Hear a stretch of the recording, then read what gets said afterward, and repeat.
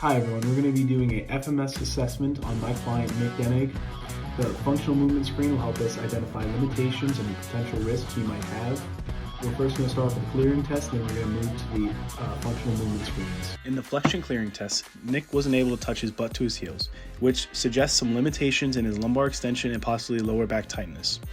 The extension clearing test, there were no major red flags. After that, we moved into the shoulder clearing test. He had no pain, so we were able to move into the shoulder screening. In the ankle clearing test, he had some stability issues, but he was able to complete the movement, moving his knee past the malleus, proceeding him through this test. Moving into overhead squat, Nick scored a 3, showing good depth. However, I noticed some overhead mobility restrictions, particularly in shoulder extension. This could be due to tight lats.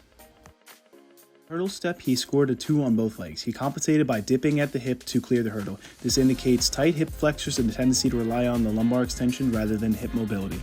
For the inline lunge, Nick scored a 2.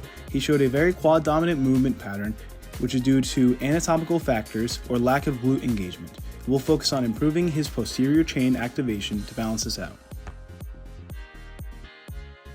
In shoulder mobility, Nick scored a 3.